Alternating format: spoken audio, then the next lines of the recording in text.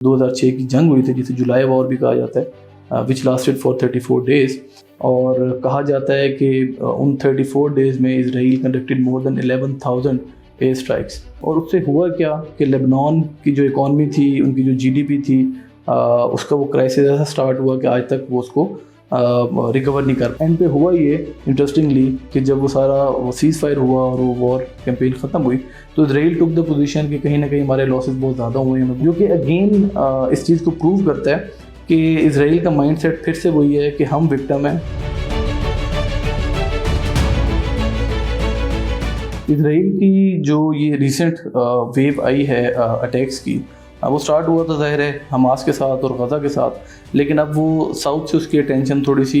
Divert हो के north की तरफ जा रही है, इसराइल के अपने नॉर्थ की तरफ, जहाँ पे साउथ लेबनान लाया करता है। अब लेबनान जो है वो बॉर्डर शेयर करता है इसराइल के साथ। इसराइल ने पिछले दिनों लेबनान के अंदर कुछ हमास लीडर्स को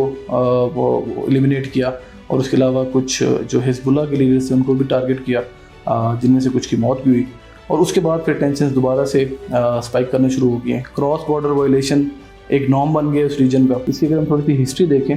तो हमें पता चलता है कि लेबनान वो रीजन है कि जहाँ पे पैलेस्टीनियन रेफ्यूजीज़ का 45% रिजाइड करता है। तो हिस्टोरिकली जब लेबनान की सिविल वॉर चल रही थी तो वहाँ पे हिजबुल्लाह बनी। हिजबुल्लाह एक ऐसी जमात थी कि जो शुरू में एक आर्म्ड ग्रुप था जिन्होंने आर्म्ड रेजिस्टेंस स्टार्ट की, ना सिर्फ इसराइल के ख़िलाफ़ बल्कि अपने जो उस सिविल वॉर के अंदर और बहुत सारे ग्रुप्स थे, उनके साथ इन फाइटिंग भी इनकी रही, लेकिन they emerge to be the strongest out of all the other groups and they were the only groups कि जब सिविल वॉर एंड हुई तो इनको अलाउ किया गया था कि अपने आर्म्स को रख सकते हैं अपने पास। रिसेंटली वो पॉलिटिकल हो गए और उनका एक पॉलिटिकल विंग है कि जो पावर में भी है। लेबनीज़ आर्मी के साथ साथ एक पैरेलल फोर्स है हिजबुल्लाह की। और अब भी जिस तरह से रिपोर्ट्स आ रही हैं, यूएस की एक रीसेंट रिपोर्ट आई है कि जिसमें कहा गया है कि हिजबुल्लाह जो है वो पहले से ज़्यादा स्ट्रॉन्ग हो गई है, हिजबुल्लाह के पास कैपेबिलिटीज़ पहले से ज़्यादा हो गई हैं। तो अब अगर इसराइल कोशिश करता है एडवांस करने की टुवर्ड्स लेबनान या साउथ लेबनान को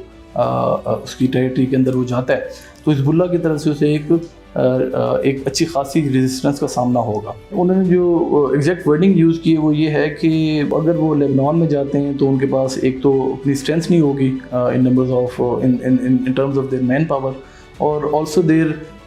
forces are not fresh, they may be tired and they may be worn out. लेकिन बज़ाहिर लगता यही है कि आने वाले कुछ वक्तों में हमें एक और मार्का नज़र आएगा कि जिसमें इजरायली डिफेंस फोर्सेस और हिजबुल्लाह जो हैं उनका आपस में एक आर्म कन्फ्रंटेशन हो सकती है।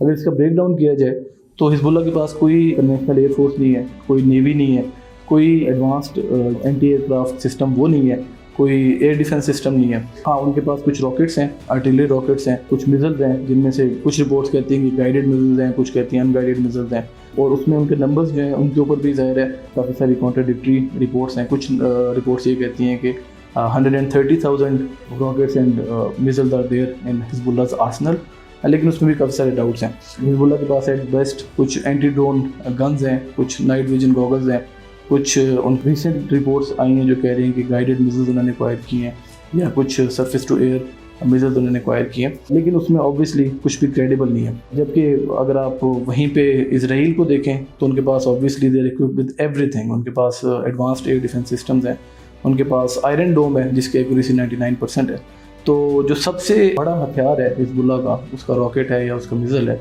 उसका जो काउंटर मेजर है वो तो ऑलरेडी इसराइल के पास एग्जिस्ट करता है। Israel can always impose a naval blockade on Lebanon, उनकी जो सप्लाई चेन है उसको वो चोक कर सकते हैं, जाहिर सी बात है, जबकि हिजबुल्लाह के पास ऐसी कोई कैपेबिलिटी नहीं है। फिर सबसे बड़ी चीज़ ये कि इस टाइम पे इसराइल ने गॉस्पेल के नाम से एक बड़ा पॉपुलर उनके पास टारगेट एक्वायरिंग मैकेनिज़्म है जो कि पूरा का पूरा रिलाई करता है आर्टिफिशियल इंटेलिजेंस पे in order to identify and acquire targets जो कि बाद में आगे कन्वे किए जाते हैं to the targeting units. Gospel work करता है लाइव ड्रोन फुटेजेस पे और वो वर्क करता है आपकी इंटरसेप्टेड कम्युनिकेशंस के ऊपर। जिसका मतलब ये है कि इस मशीन में जब आप ड्रोन फुटेज को डालते हैं या इसमें जब आप इंटरसेप्टेड कम्युनिकेशंस को डालते हैं तो वो प्रोसेस करने के बाद सेंसिटिव एरियाज़ या पॉसिबल थ्रेट के जो एरियाज होते हैं उनको आइडेंटिफाई करके बता देती है। यू नेवर नो कि वो जो टारगेट आइडेंटिफाई कर रही है उन टारगेट में कोई सिविलियन पॉपुलेशन हो, कोई सिविलियन इंफ्रास्ट्रक्चर हो। दैट इज़ वाई वी सी कि इजराइल के जो अटैक्स हैं on civilian population, on clusters of और पॉकेट्स ऑफ सिविलियन कैंप्स, वो बहुत ज़्यादा बढ़ गए हैं। इस जो रिसेंट कैंपेन थी उसमें आपने देखा होगा। और इनके अपने जो वो हैं अपना former chief of staff Aviv Kohavi, उन्होंने ये कहा है कि हमारा जो ये अपना आर्टिफिशियल इंटेलिजेंस की जो मशीन है, इसके थ्रू हम 100 टारगेट्स पर डे एक्वायर कर सकते हैं, जबकि उससे पहले ये था कि जब आर्टिफिशियल इंटेलिजेंस इंटीग्रेट नहीं हुई थी तो वो एक साल में 50 टारगेट्स को एक्वायर करते। फिर उनके पास स्पाइक फायरफ्लाइज हैं, उनके पास सब म्यूनिशंस हैं, उनके पास गाइडेड मिसाइल्स हैं, उनके पास गाइडेड रॉकेट्स हैं कि जो बड़े प्रिसीजन के साथ बहुत मैसिव डैमेज कर सकते हैं, जिनकी अगर आप नंबर्स को भी देखें तो कुछ फिगर्स कहते हैं कि 20,000 लोग हैं, 20,000 फाइटर्स हैं, कुछ कहते हैं 50,000 हैं, और जो बहुत ज़्यादा मैक्सिमम या ऑप्टिमिस्टिक फिगर्स हैं वो कहते हैं जी 1 लाख हैं। जबकि इजराइल के पास रिजर्व्स अलग से हैं, फिर 6 लाख फोर्सेज हैं।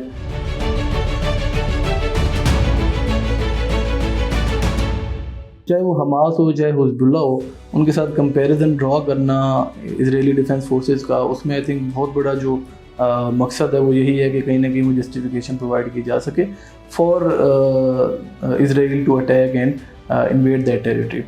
अगर हम हिजबुल्लाह की बात करें या स्पेसिफिकली लेबनान की बात करें तो उसमें बहुत बड़ा जो रेफरेंस पॉइंट है हमारे पास वो 2006 है। जो 2006 की जंग हुई थी जिसे जुलाई वॉर भी कहा जाता है, विच लास्टेड फॉर 34 डेज़।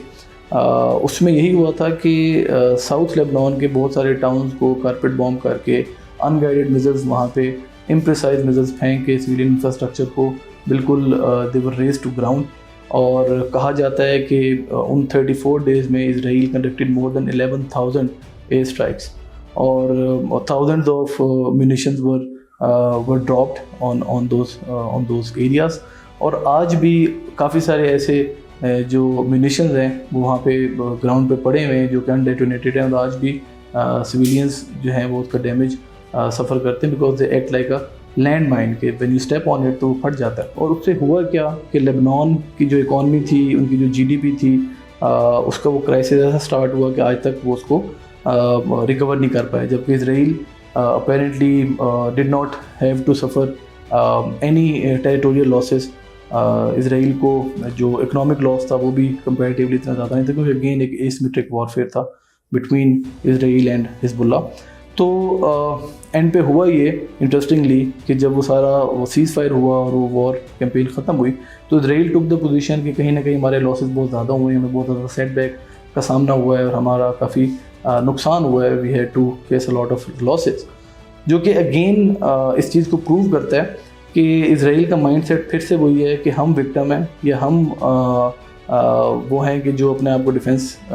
डिफेंड करने की कोशिश करें, जबकि बाकी सारे एग्रेसर्स हैं, बाकी जितने भी ग्रुप्स हैं वो जितने भी अरब कंट्रीज हैं हमारे नेबरहुड में, वो कॉन्स्टेंटली कोशिश करते हैं कि वो हमें किसी तरह से ख़त्म कर सकें या हमें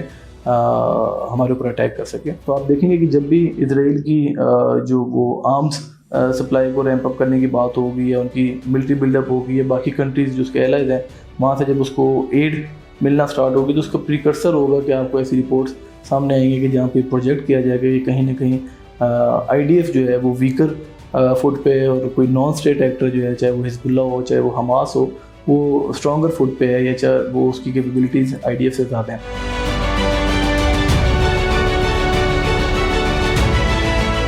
जब हम बात करते हैं ऐसी रिपोर्ट्स की जो कि